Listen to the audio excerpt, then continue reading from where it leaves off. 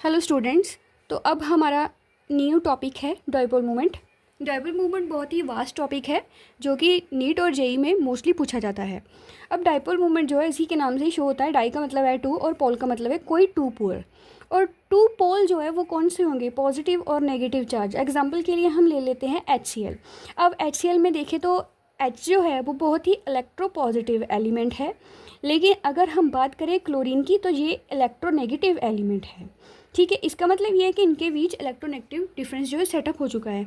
इसी वजह से जो क्लोरीन है, जो इनका कोवलेंट बॉन्ड बना है by mutual sharing of electron, उस क्लोरीन जो इलेक्ट्रोनेगेटिव है तो वो क्या करेगा, अपनी तरफ इलेक्ट्रॉन खींचेगा, जिसकी वजह से जो हाइड्रोजन है उस पर पार्शियल पॉजिटिव चार्ज आ जाएगा और क्लोरीन पर क्या आ जाएगा, पार्शियल नेगेटिव चार्ज। तो ये दो पोल जो है वो बन गए। तो अब एक पॉजिटिव चार्ज है और एक क्या है, नेगेटिव चार्ज है, और इनकी जो मूवमेंट होगी उसे हम बोलेंगे डाइपोल मूवमेंट। इट मीन्स ये है कि जिनकी डाइपोल मूवमेंट होती है वो क्या होंगे, पोलर, और जिनकी डाइपोल मूवमेंट ज़ीरो हो जाएगी वो क्या होंगे, नॉन पोलर। तो व्हाट इज़ अब हम अगर इसकी डेफिनेशन की बात करें तो डाइपोल मूवमेंट क्या होता है। डाइपोल मूवमेंट जो होती है उसे हम म्यू से डोनेट करते हैं। ये क्या होगी, प्रोडक्ट ऑफ टू चार्जेस, और वो टू चार्जेस कौन से हो गए, पॉजिटिव चार्ज और नेगेटिव चार्ज। यानी कि चार्ज किसका, अगर हम इसकी बात करें तो हाइड्रोजन का और क्लोरीन का, और डिस्टेंस बिटवीन देम, इन दोनों के बीच कितनी डिस्टेंस होगी उसका मल्टीप्लाई जो है वो इसकी डेफिनेशन होती है। और जो डाइपोल मूवमेंट है वो हमें क्या बताता है, पोलर और नॉन पोलर के बारे में। जो नॉन पोलर होंगे उनकी डाइपोल मूवमेंट ज़ीरो होगी, लेकिन जो पोलर होंगे उनकी डाइपोल मूवमेंट कभी भी ज़ीरो नहीं होती है। अब हम इसकी एग्जांपल्स की बात करेंगे। एग्जांपल्स में अगर हम देखें तो सबसे पहले तो चलो ये डायटोमिक मॉलिक्यूल हो गया। जो भी सबसे ज़्यादा इलेक्ट्रोनेगेटिव एलिमेंट होएगा वो जो डाइपोल वेक्टर है वो उसी की तरफ होगा। अगर हम HF की बात करें तो इलेक्ट्रोनेगेटिविटी डिफरेंस बहुत ज़्यादा है, तो ऑब्वियसली डाइपोल वेक्टर जो है वो इस तरफ होगा।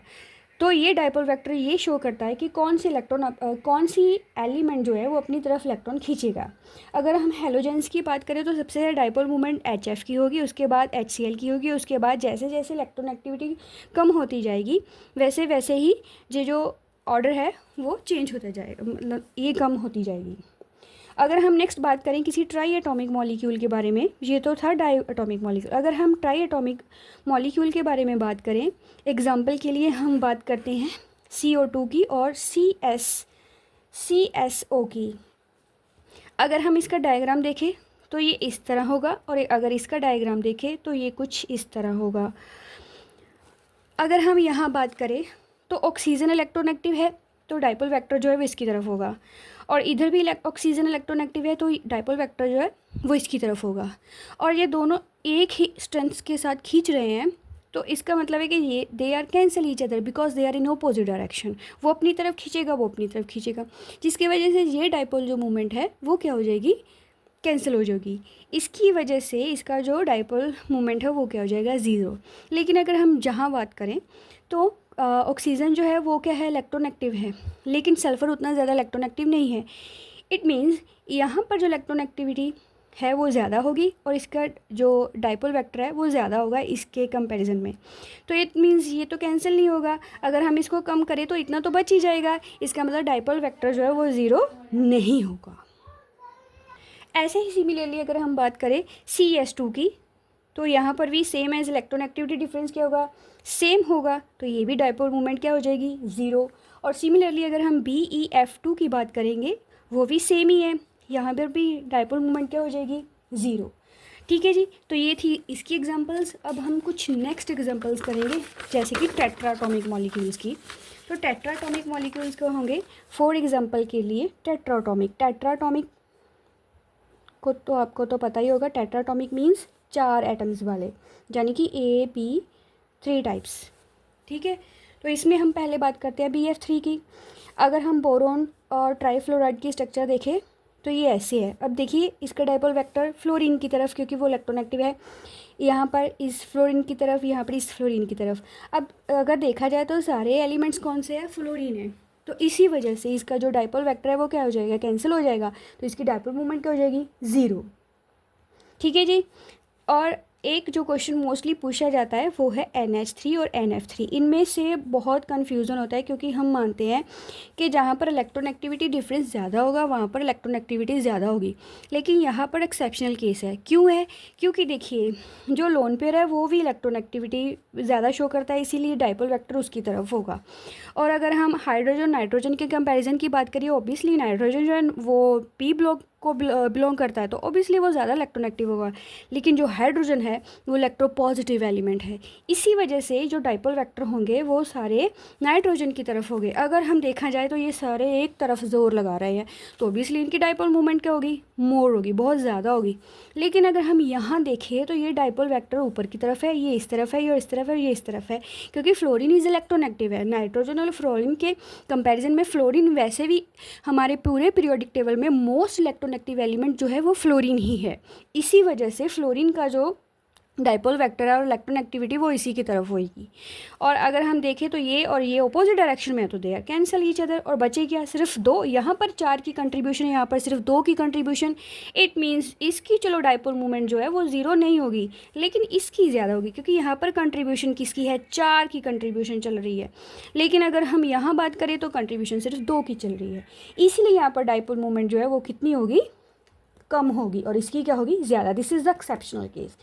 और अगर हम बात करें हेलोल्केन्स की, तो यहाँ पर हेलोजन्स की, तो हेलोजन्स के केस में क्या होगा कि जितने ज़्यादा laser number of electronegative atom होंगे, ठीक है जी, उतनी क्या होगी? मोर डाइपोल मूवमेंट होगी। मोर क्या होगी? Dipole movement.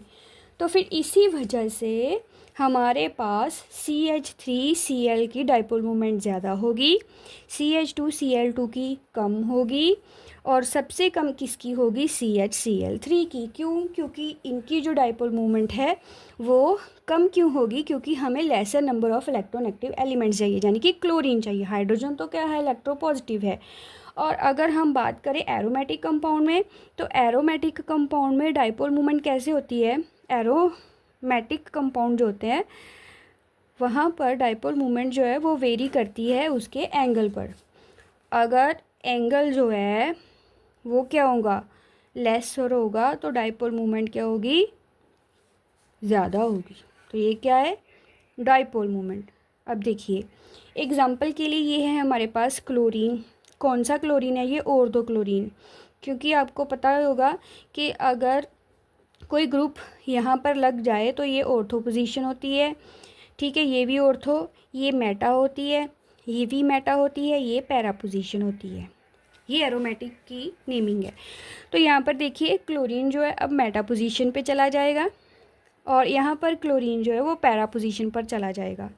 और हमने क्या बोला है कि जितना कम एंगल होगा उतनी डाइपोल मूवमेंट क्या होगी? ज़्यादा होगी। तो यहाँ पर एंगल क्या है? वैसे भी अगर आप डाइपोल वेक्टर के अकॉर्डिंग देखो तो ये डाइपोल वेक्टर भी एक साइड को जा रहे हैं, कोई कैंसिल नहीं होगा। तो एंगल भी इनके बीच देखा जाए तो कम एंगल है। यहाँ पर एंगल देखें तो बढ़ गया एंगल, और यहाँ एंगल देखें तो और ज़्यादा बढ़ गया है। तो इसका मतलब ये है कि सबसे ज़्यादा डाइपोल मूवमेंट किसकी होगी? इसकी, और उसके बाद इसकी, देन उसके। अगर डाइपोल वेक्टर के अकॉर्डिंग देखना है तो देखिए ये डाइपोल वेक्टर्स जो है वो एक दूसरे के साथ कैंसिल हो जाएंगे, तो ऑब्वियसली डाइपोल मूवमेंट क्या हो जाएगी? 0। अब लास्ट में हम बात करेंगे किसी भी अल्कीन मॉलिक्यूल्स की, सिस मॉलिक्यूल्स के बारे में। हाँ, सिस के 2 फॉर्म्स होते हैं, अल्कीन के 2 फॉर्म्स होते हैं। दैट इज़ अगर ग्रुप्स जो हैं वो सेम साइड में होंगे तो हम उसे सिस फॉर्म बोलते हैं। अगर जो मॉलिक्यूल्स होते हैं, ग्रुप्स जो होते हैं वो डिफरेंट साइड में हो, ट्रांसफॉर्म में हो, तो उसे हम बोलते हैं ट्रांसफॉर्म। तो ये कौन सी फॉर्म है? ट्रांसफॉर्म है। अब देखिए ये ग्रुप से सेम साइड में है, तो इसका मतलब ये है कि डाइपोल वेक्टर्स इनकी तरफ हो गए, क्योंकि यही इसको खींचेंगे। लेकिन अगर हम बात करें इसकी, तो ये डाइपोल वेक्टर्स क्या है? ऑपोजिट डायरेक्शन में जा रहे हैं, तो ये यार कैंसिल ईच अदर। इसी की वजह से इनकी डाइपोल मूवमेंट क्या हो जाएगी? 0। तो मैंने बहुत सारा टॉपिक जो है इसमें कवर कर दिया है, सो दैट कि आपको प्रॉब्लम ना हो। और लास्ट में कुछ इसके अब मैं एप्लीकेशंस बता दूं। देखिए आपने जो भी इसकी डायग्राम्स देखी हैं, जितनी भी डायग्राम्स देखी हैं, यहाँ देखी हैं, आपने देखा होगा कि मोस्टली जो पोलर कंपाउंड है या फिर जो प्लेन में है, देखिए ये भी प्लेन में है और ये भी प्लेन में है, जो मोस्टली मॉलिक्यूल्स प्लेन में हैं, जिनकी डायग्राम प्लेन में चल रही है, उनकी मोस्टली डायपोल मूवमेंट क्या आ रही है, ज़ीरो। इसका मतलब ये है कि जिनकी डायपोल मूवमेंट ज़ीरो होगी वो मोस्टली क्या होंगे, प्लेनर होंगे। उनकी डायग्राम जो है वो कुछ प्लेन में होंगी और उनकी जो ज्योमेट्री है वो भी एक पार्टिकुलर शेप में एडजस्टेड होगी। और जिनकी डायपोल मूवमेंट ज़ीरो होगी वो क्या होंगे, नॉन पोलर होंगे। नॉन पोलर मीन्स उनके बीच कोई भी पॉजिटिव नेगेटिव चार्ज नहीं होगा। तो ये इसकी कुछ एप्लीकेशंस थी। तो ये आपका सिस और ट्रांस के बीच में भी फ़र्क दिखा रहा है।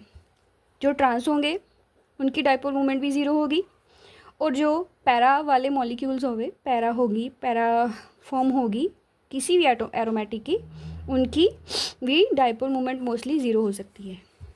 अब लास्ट में जो इसकी मेन एप्लीकेशन है वो ये है कि जो कोवलेंट कंपाउंड है उन सब का जो कोवलेंट कंपाउंड हो गया, जो आयनिक कंपाउंड हो गया, उन सबसे ऊपर हम आयनिक कंपाउंड को मानते हैं।